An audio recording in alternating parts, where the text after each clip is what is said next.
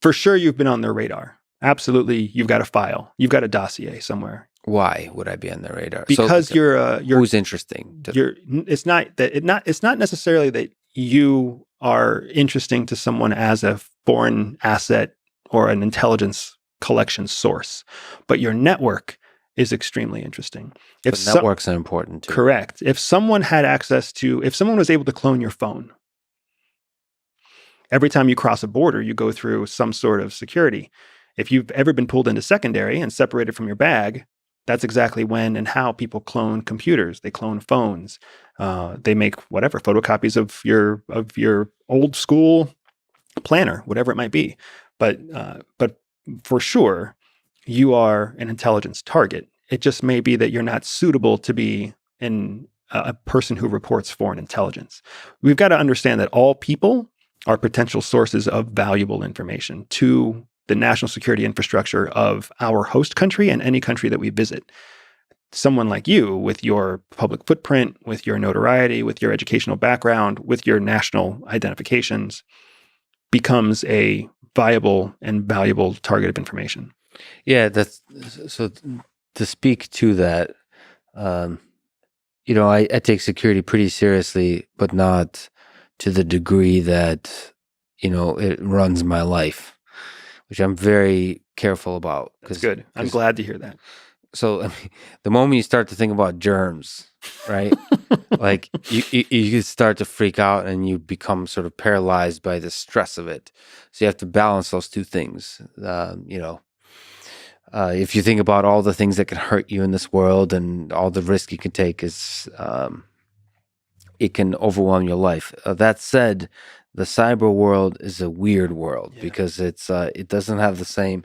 I know not to cross the street without looking each way because there's a physical intuition about it. I'm not sure.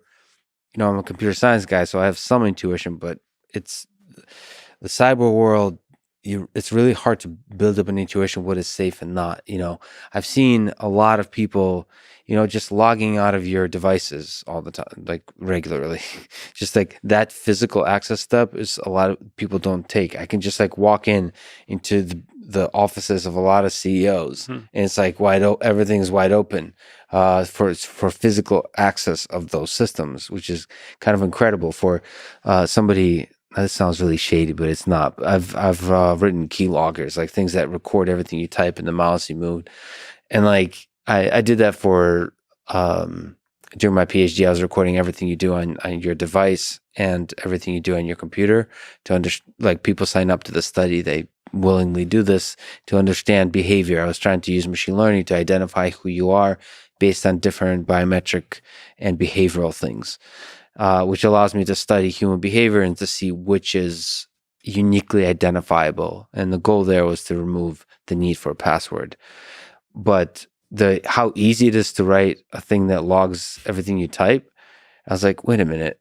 Like, I can probably get a lot of people in the world to run this for me. I can then get all of their passwords. I mean, you could do so much. Like I can run the entirety of the CIA from just myself if I was, and I imagine there's a lot of really good hackers like that out there, much better than me. So I try to prevent myself from being all the different low-hanging fruit attack vectors in my life. I try to make it difficult to be that, but then I'm also aware that there's probably people that are like 5 steps ahead. You're doing the right thing. What I always advocate is the low-hanging fruit is what keeps you from being a target of opportunity. Mm-hmm. Because your half-assed hackers, your lazy hackers, your unskilled hackers, they're looking for low-hanging fruit. They're looking for the person who gets the Nigeria email about how you could be getting $5 million if you just give me your bank account. Exactly. That's what they're looking for. And the thing that's scary is that if you're not a target of opportunity, if you become a intentional target, then there's almost nothing you can do. Because once you become an intentional target, then your security apparatus, they will create a dedicated, customized vector of attacking your specific security apparatus. And because security is always after, right? There's the leading advantage and the trailing advantage. When it comes to attacks, the leader always has the advantage because they have to create the attack before anybody else can create a way to protect against the attack. So the attack always comes first, and that means they always have the advantage. You are always stuck just leaning on, this is the best security that I know of. Meanwhile, there's always somebody who can create a way of attacking the best security out there. And once they win, they have a monopoly. They have all that time until a new defensive countermeasure is deployed.